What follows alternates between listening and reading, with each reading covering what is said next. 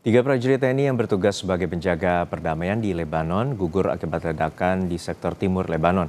Langkah apa yang harus diambil Indonesia untuk mengusut tuntas kejadian ini? Kita akan membahasnya bersama pakar hubungan internasional Universitas Parahyangan Bandung, Jawa Barat, Bapak Julius Purwadi Hermawan. Selamat siang Pak Julius, semoga sehat-sehat selalu.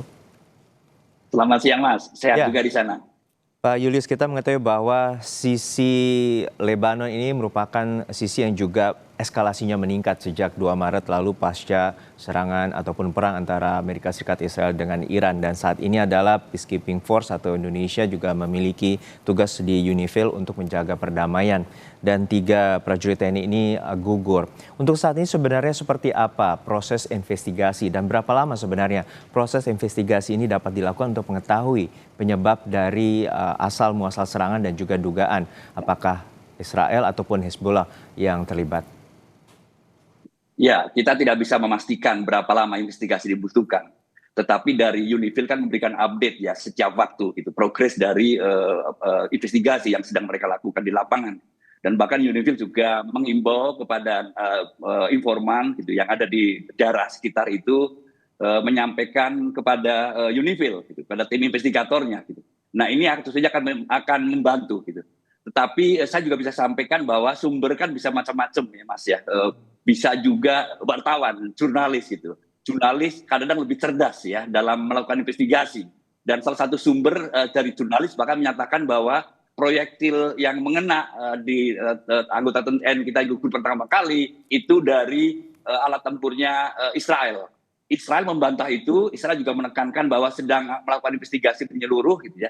Tetapi saya melihat ada tendensi yang pertama bahwa itu bukan kesalahan Israel, yang kedua ada kesalahan di posisi pasukan perdamaian PBB gitu ya. Itu adalah zona perang gitu ya, zona konflik gitu, bukan blue line yang di mana harusnya posisi tentara berada gitu.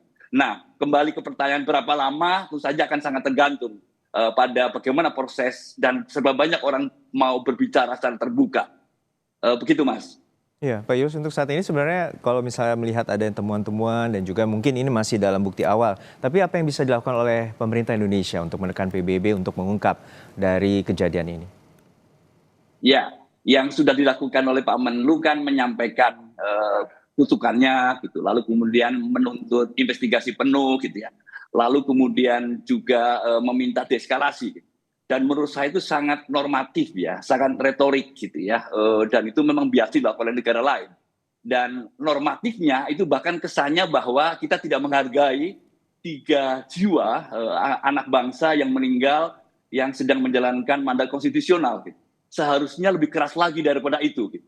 Nah, lebih keras itu seperti apa? Nah, ini tentu saja lebih keras itu bisa ada batasannya Mas gitu ya. Harapan saya sebetulnya PBB gitu dalam hal ini bisa DKPBB mengeluarkan resolusi karena jelas pasukan yang dikirim di Lebanon kan di bawah mandat payung DKPBB, resolusi DKPBB itu sangat jelas sekali gitu.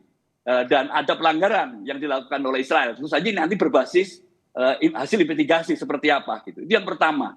Nah, mungkin agak sulit kalau kita bicara DKPBB. Sekalipun kita harus mengakui bahwa tadi malam sudah ada emergency meeting, lalu kemudian yang saya pahami, yang saya dapat informasi bahwa delegasi Indonesia sudah menyampaikan kritikannya yang sama gitu. Lalu dari Israel juga sudah menyampaikan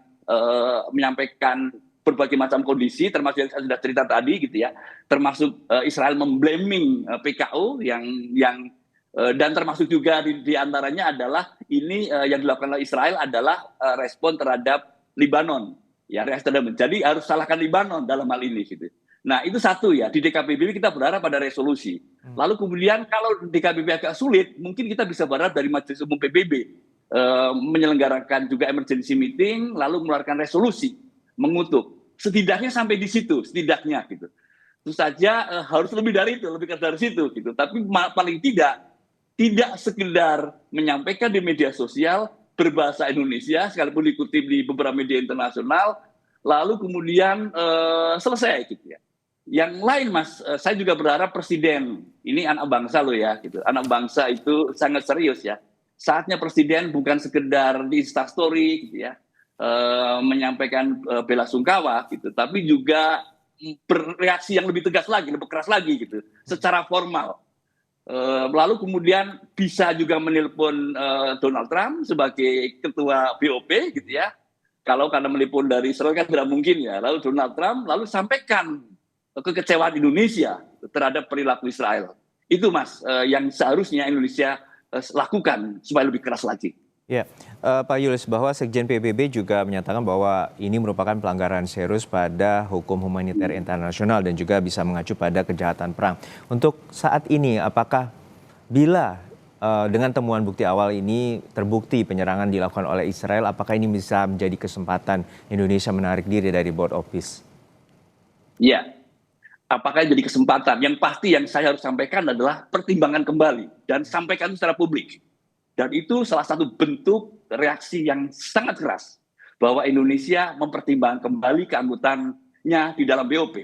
Nah, kalau saya cermati, dan ini pengamatan saya gitu ya, gugurnya 3 anggota TNI yang sedang menjalankan mandat konstitusional itu menunjukkan bukti bahwa menjadi anggota BOP ternyata tidak membawa manfaat dan bahkan Indonesia kehilangan independensi. Saya kasih contoh gitu ya. Saya melihat bahwa ada harapan bahwa Indonesia direkognisi oleh negara besar seperti Amerika Serikat, termasuk oleh Israel, harapannya. Dan karena Indonesia sudah menjadi anggota BOP, saya melihat ketika Israel menyerang Iran pada tanggal 28 Februari, Indonesia tidak melakukan kutukan yang sangat keras. Saya khawatir itu salah satu bukti bahwa kita kehilangan independensi. Tahun lalu, di bulan Juni, pada bulan Juni ketika Israel menyerang Iran, kita lantang mengutuk serangan Israel. Dan hal yang sama tidak dilakukan. Nah, Indonesia kelihatannya kehilangan independensinya kali ini karena Indonesia ingin merekognisi Israel ya sebagai sama-sama anggota BOP gitu, tampaknya gitu. Tapi sayangnya ya gugurnya 3 anggota TNI itu membuktikan bahwa ternyata Israel tidak memberikan rekognisi terhadap Indonesia sekalipun sama-sama sebagai anggota BOP. Baik, tentu ini menjadi keprihatinan bersama. 3 nyawa prajurit TNI telah gugur menjalankan sebagai pasukan perdamaian di Lebanon Selatan. Ini menjadi sorotan dan juga menjadi keprihatinan publik Indonesia dan perlu adanya tindakan tegas dari PBB untuk mengusut tuntas pelaku serangan dan juga mengembalikan pemulihan dan kepercayaan bagi Indonesia dalam statusnya di Board of Peace dan juga menjadi kesempatan apakah juga untuk menarik diri dari posisi Board of Peace. Sekali lagi terima kasih Bapak Julius Purbadi Hermawan, pakar hubungan internasional Universitas Parahyangan telah berbagi perspektif bersama kami di Kompas Siang. Sehat-sehat selalu Pak. Terima kasih. Selamat siang.